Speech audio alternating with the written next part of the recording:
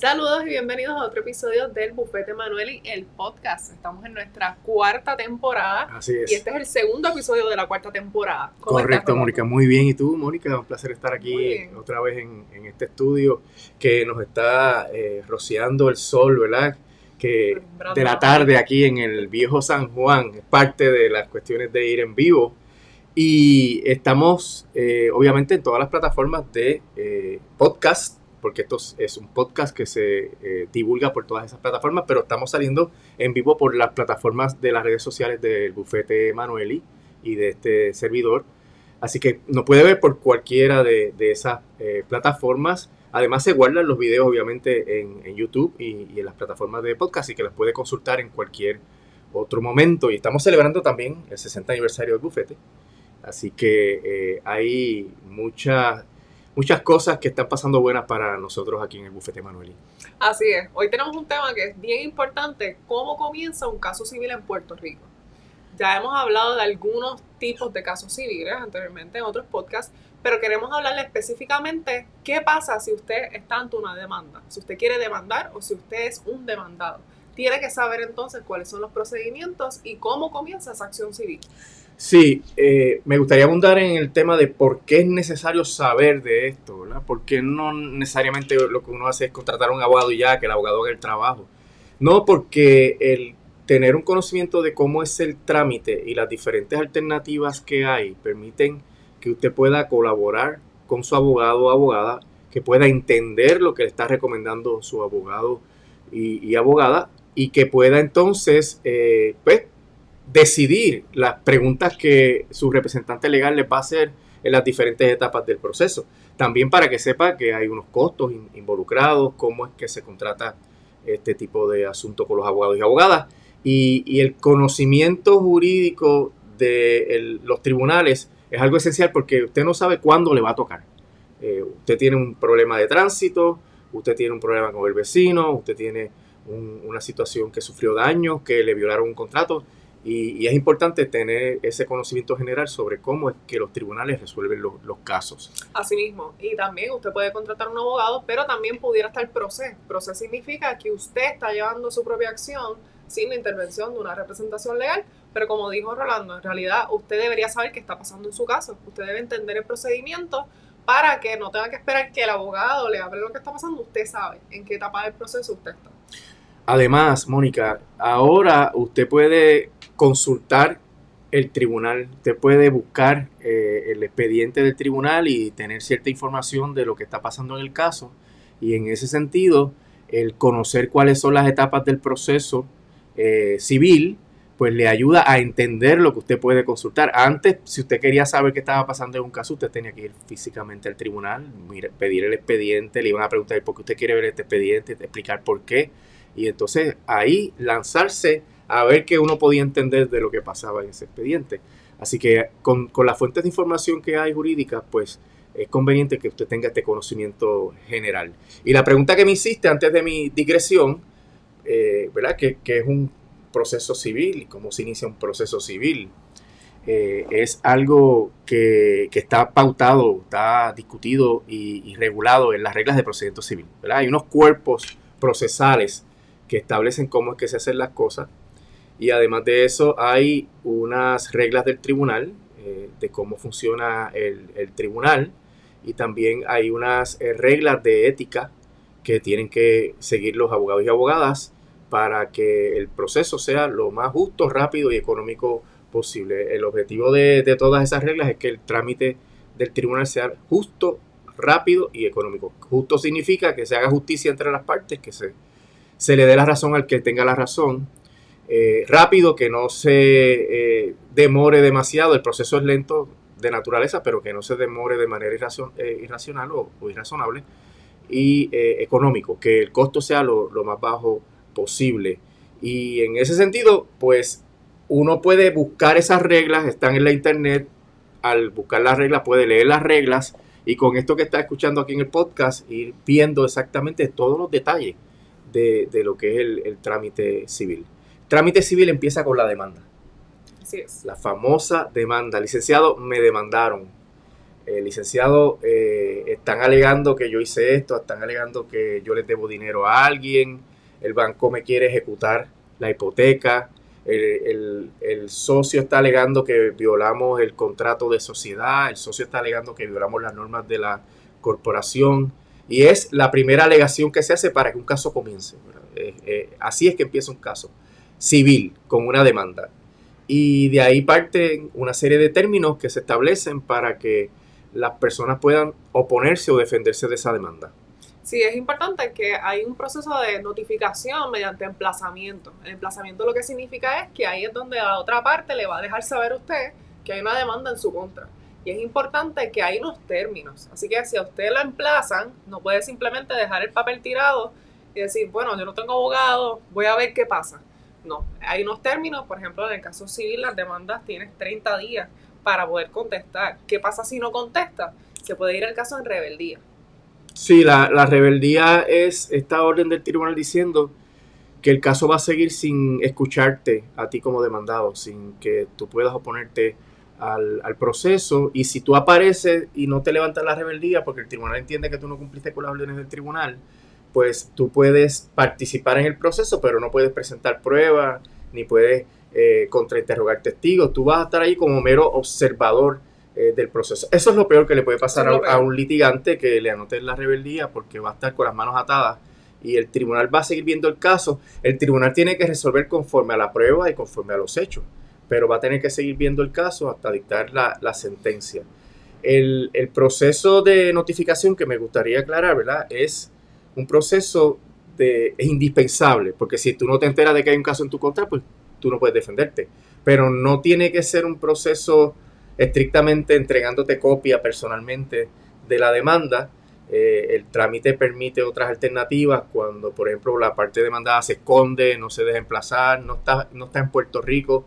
Ahí es que se recurre al famoso emplazamiento por edicto, que es el mecanismo, que es una ficción jurídica, porque ¿quién lee los edictos en el periódico? Yo iba a decir eso mismo. Tal vez antes hace sentido porque la gente regularmente veía el periódico, pero hoy día el periódico tiende a hacer las redes sociales. Y no hay un edicto para redes sociales. No hay el edicto está en el periódico impreso. Sí, realmente, si ahora podemos decir que la gente va a ser notificada por ese medio, yo creo que no. Sí, el detalle es que el proceso requiere que todo esto se le presente al tribunal y que el tribunal autorice el edicto, el emplazamiento por edicto, y ahí tiene que haber una declaración jurada que establezca cuáles son las razones que hay, qué gestiones se hicieron. O sea, que eso no se publica porque me da la gana rapidito, no. Hay que demostrar al tribunal que se hicieron una serie de gestiones, pero una vez uno logra certificar que no se puede emplazar personalmente porque la persona se está escondiendo, no sabemos su paradero, y se demuestran las gestiones que se hicieron, el tribunal autoriza el edicto, se publica el edicto y se radica eso en el tribunal, y el tribunal, si la persona no comparece en 30 días, entonces le anota la rebeldía y pasa lo que estábamos mencionando, ¿verdad? Que no puede defenderse durante el proceso. Así que es una etapa bien importante de que si usted sabe que hay un caso que quiere radicar en mi contra, usted no se salva con esconderse. No. Tiene que saber que lo pueden emplazar por edicto y que usted jamás se entere, y que cuando usted esté un día en su casa le llegue una notificación de una sentencia, y esa sentencia diga que usted tiene que pagar dinero, que usted tiene que hacer algo específicamente. De hecho, hay otros casos que son más rápidos, los injunctions, que la orden de citación, que es como el emplazamiento, dice usted tiene que comparecer, y si usted no comparece, el tribunal va a dictar todos los remedios que sean conforme a derecho y que esté pidiendo la parte demandante. Así que es una etapa crucial en el proceso, contestar la demanda. Ahora, ¿cómo contesta la demanda la parte demandada? Por eso, antes de eso, es importante que si usted recibe el emplazamiento con la copia de la demanda, porque recibe también copia de la demanda y usted no entiende nada de lo que está pasando, tiene que de inmediato ir a donde un abogado. No puede simplemente decir, bueno, yo no entiendo, vamos a dejarlo aquí a ver si alguien me da luz. No, eso no va a suceder. Tiene que entonces ir donde un abogado o abogada que le pueda explicar el proceso y la contestación. La contestación de la demanda es uno de los eventos que puede ocurrir en ese momento, pero la mayoría de las veces lo que ocurre es una moción de desestimación.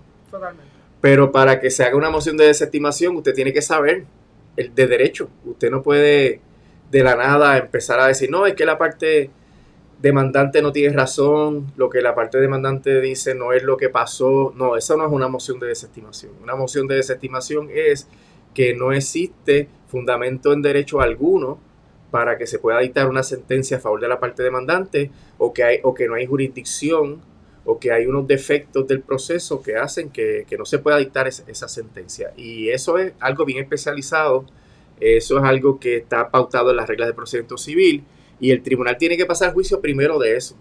Si la demanda pasa de la etapa de la moción de desestimación, el tribunal la mantiene, no la desestima, entonces se pasa al trámite de descubrimiento de pruebas. Si usted radica la desestimación y el tribunal se la declara sin lugar, usted tiene que contestar la demanda. ¿Y qué es contestar la demanda? Alegar específicamente si acepta, rechaza, niega, o si tiene alguna alegación o defensa afirmativa sobre cada una de las cosas que dice la demanda, para que el tribunal sepa cuál es la controversia que hay entre las partes. Porque si usted acepta la demanda, acepta todos los hechos, no hay controversia, no hay que ver nada. El tribunal dicta sentencia conforme a las alegaciones.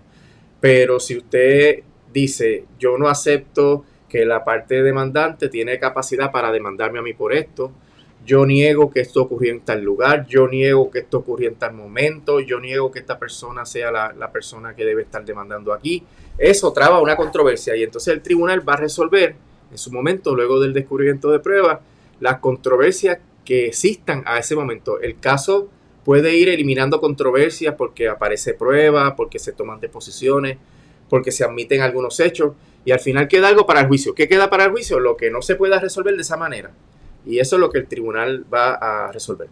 Sí, es importante entonces que hay como un proceso investigativo junto con el abogado o la abogada para poder decir si esa alegación es cierta o no, para poder contestarla. Si no tiene suficiente información, pudiera entonces poder contestar posteriormente, pero hay un proceso de revisar cuáles son las alegaciones de la demanda y obtener la prueba nuestra, es decir, nosotros buscar los documentos y buscar lo que fuera responsivo a nuestras alegaciones y poder decir si esas alegaciones de la demanda son ciertas o no. Y entonces en el descubrimiento de pruebas, ahí nos intercambiamos información, cada parte se tiene que intercambiar información dependiendo de lo que se requiera para que puedas saber en efecto cuáles alegaciones pudieras probar en el juicio. Sí, y esa parte es crucial porque luego del descubrimiento de pruebas viene una etapa de las mociones dispositivas donde uno puede volver a pedir al tribunal que desestime la demanda o que dicte sentencia a favor de la parte demandante. Pero antes de pasar esa etapa, me gustaría describir los trámites más importantes del descubrimiento de pruebas, que eso a veces es la etapa más engorrosa, la etapa que los clientes se quejan porque tienen que buscar documentos, tienen que ir a lugares para buscar documentos del gobierno, etcétera. Y el descubrimiento de pruebas es parte esencial del debido procedimiento de ley. Nadie puede ir a un juicio si no le han dado la oportunidad de pedirle a la otra parte la información o la evidencia que va a usar en contra de uno en el juicio. Y hay diferentes mecanismos. Está como primera instancia lo que llaman los interrogatorios y las producciones de documentos, que son documentos que suscribe el abogado y que hace una serie de preguntas. En el caso de los interrogatorios y en el caso de las producciones de documentos, identifica una serie de documentos que necesita que se le entreguen. La parte que recibe eso tiene que decir si va a entregar o va a contestar o va a objetar.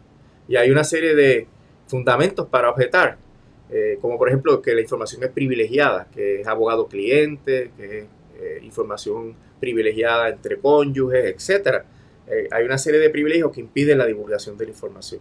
Y eso se debate entre los abogados, y cuando ya no se pueda llegar a una solución, pues entonces se va al tribunal para que el tribunal resuelva. Eso en el caso de las producciones de documentos, de los interrogatorios.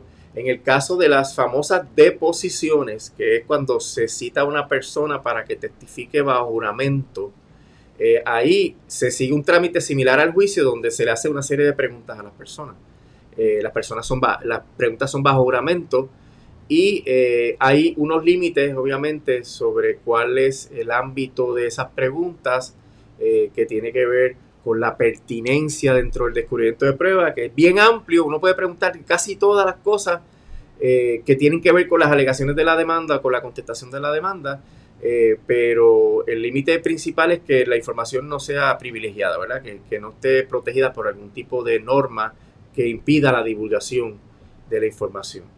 y las deposiciones se transcriben y sirven de evidencia de lo que la persona dijo o testificó en la deposición y puede usarse para impugnar a la persona. Y a base de toda esa información, que es un proceso largo, normalmente las reglas disponen que debe ser un proceso breve, 6 meses más o menos, ¿verdad? Pero en realidad dura mucho tiempo adicional. El tribunal controla el proceso, emitiendo órdenes, dando prórroga, acortando términos, extendiéndolos, pero luego de eso es que el caso está listo para una etapa donde las partes puedan presentar una moción de sentencia sumaria en donde se le diga al tribunal, mire, no hay controversia sobre todos estos hechos, y a la luz de que no hay controversia sobre estos hechos, porque la parte aceptó lo que yo alegué, porque hay un documento que dice lo que yo estoy alegando en la demanda, etcétera, y uno hace todo ese cuadro de hechos y le dice al tribunal, no hay controversia sobre los hechos, por tanto, usted puede dictar sentencia aplicando este derecho. Y el tribunal hace esa evaluación y si encuentra que hay controversia sobre los hechos, dice esto está en controversia y esto está en controversia, no puedo dictar sentencia, pues entonces esos son los hechos que se van a dilucidar en el juicio, porque el tribunal tiene que hacer una lista de los hechos que no están en controversia. Así que ya se ve la mayor parte del caso en ese trámite, porque no hay que presentar pruebas sobre muchos hechos y se reduce el espacio, ¿verdad?, probatorio para el juicio. Si el tribunal encuentra que no hay controversia y que el derecho le da la razón a la parte que propone la moción, pues entonces se acabó el caso.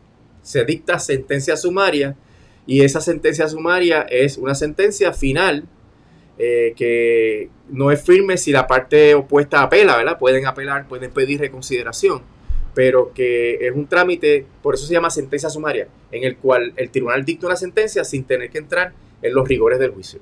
Claro, sí, y ahí también hay unos términos importantes porque la parte puede entonces oponerse a esa moción de sentencia sumaria, básicamente con toda la evidencia que recopila en ese proceso de descubrimiento de pruebas, poder contrarrestar lo que dice la otra parte. Por eso es tan importante ese proceso de descubrimiento donde ambas partes se están intercambiando información, porque de esa información que no tenías antes, porque no habías pasado por ese proceso, puedes saber realmente cuán fuerte está tu caso o cuán fuerte está el caso de la otra persona.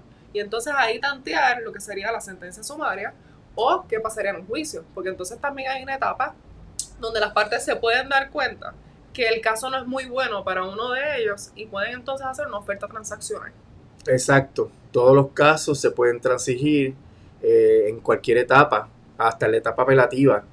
Y de hecho, la investigación que se hace en el descubrimiento de pruebas le permite al abogado o abogada decirle, mira, estos son los hechos, tu caso no está muy bueno, así que es mejor que lleguemos a una negociación. Y para eso, como hablamos en el episodio anterior, hay mecanismos de resolución de disputa que pueden ayudar, como la mediación. Está la negociación, que es evidente, pero la mediación se puede recurrir a un mediador para que el mediador ayude a las partes a llegar a un entendido. Y en un caso extremo se podría ir a un arbitraje, pero normalmente lo que se usa es negociación y mediación para poder llegar a un acuerdo que se pueda consignar en una sentencia y el caso sea ya final y firme y nadie apele. Pero si el caso se ve mediante el procedimiento ordinario por un juicio, pues la parte que pierda puede apelar, puede pedir reconsideración y puede apelar. Y tiene normalmente 15 días para pedir reconsideración al tribunal de primera instancia diciéndole, mire, usted se equivocó por esto y por lo otro. O si usted no recurre al juez para pedirle reconsideración, puede ir al tribunal de apelaciones, radicar una apelación, que ahora se hace por SUMAC. Eso es una nueva noticia buena, de que ahora se hace en formato electrónico y el proceso entonces cae en ese foro intermedio que está compuesto por 3 jueces, normalmente, a veces que hay más, pero normalmente está compuesto por 3 jueces, y ahí hay una apelación que tiene todos los fundamentos, una contestación a la apelación, y entonces el Tribunal de Apelaciones resuelve, y de ahí se puede ir al Tribunal Supremo. Por eso es que esto puede durar mucho tiempo, claro. Puede ser muy largo, porque en realidad el trámite permite que se agoten todas las posibilidades para que se haga justicia, para que el trámite sea lo más confiable posible. En el proceso de la sentencia, yendo un poco para atrás, si la parte pide reconsideración, el tribunal cuando resuelva empieza otra vez el término de 30 días. Así que uno tiene que esperar que el tribunal resuelva para que entonces se pueda decidir si se va a recurrir al tribunal de apelaciones. Así es, y todo este procedimiento, si usted tiene abogado o abogada, el abogado va a estar llevando este procedimiento. Por eso es importante recalcar que nada de esto sucedería si a usted lo emplazan o lo notifican de una demanda y usted no hace absolutamente nada. Porque en este proceso que acabamos de explicar, hay distintas etapas donde usted se puede defender, donde usted puede obtener evidencia para una moción de sentencia sumaria o incluso para poder utilizarla en el juicio. Pero si usted recibe esa notificación y usted no hace nada, usted se le acaban todas las oportunidades de poder defenderse. Y entonces ninguno de estos procesos se da, sino el proceso que mencionamos de la anotación de rebeldía, donde básicamente le dicen default judgment, ahí acabó tu caso y es en tu contra. Sí, y si el tribunal dicta sentencia y usted no apela, pues la sentencia viene final y firme. Que significa que ya es algo que no se puede revocar a menos que se descubra y se siga un trámite que establece una regla de procedimiento civil para pedir que se levante los efectos de la sentencia, que se obtenga un relevo de la sentencia. Y eso pues no es por cualquier cosa, porque no puede ser porque usted se le olvidó apelar. No puede ser porque usted no hizo el trámite que tenía que hacer. Si usted no hace la apelación, no puede venir después a decir, yo quiero que se revise la sentencia. No, la regla establece unas circunstancias particulares.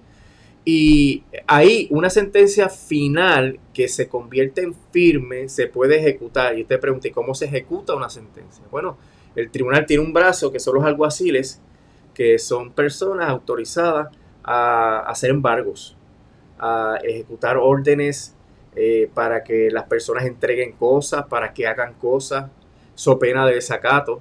En el caso de los embargos, pues pueden ir al banco a embargar las cuentas bancarias de una persona, pueden ir a embargar los bienes de un negocio, los vehículos de un negocio, y eso se deposita con un depositario y luego se puede vender en pública subasta. O sea que hay unos mecanismos que hacen que la sentencia entre en vigor. Hay veces que no hay que hacer eso, que la propia parte demandada cumple, ¿no? En muchas ocasiones son obligaciones de hacer y la parte demandada cumple para que no se le vaya a imponer un desacato. Pero la situación es que la parte demandante o la parte que gane puede pedir el auxilio del tribunal para lograr que se ponga en vigor los efectos de esa sentencia. Exactamente, que aún si usted no compareció, porque no supo qué hacer, porque se lo olvidó, en realidad un día le puede llegar un alguacil a su casa y llevarse sus bienes, o puede darse cuenta que en la cuenta bancaria que usted tiene hay un monto que ya desapareció. ¿Por qué? Porque se lo embargaron. Ese monto básicamente llega a la parte demandante que ganó pues, por esa cantidad.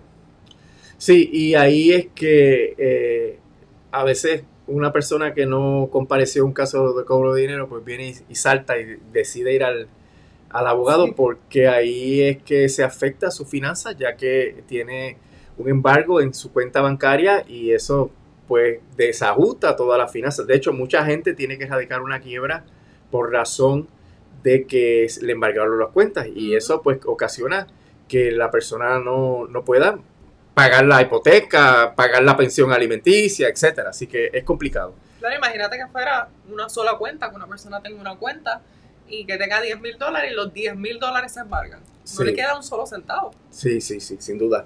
El proceso civil es sencillo. Cuando usted lo ve, esta explicación que hemos dado es sencillo, pero requiere del conocimiento especializado de los abogados y abogadas para poder llevarlo a su máxima expresión, para que usted tenga todas las garantías posibles y necesarias para defenderse adecuadamente de los efectos, ¿verdad?, de la demanda y de una posible sentencia en su contra. Así que usted debe, inmediatamente que recibe una demanda, debe consultar.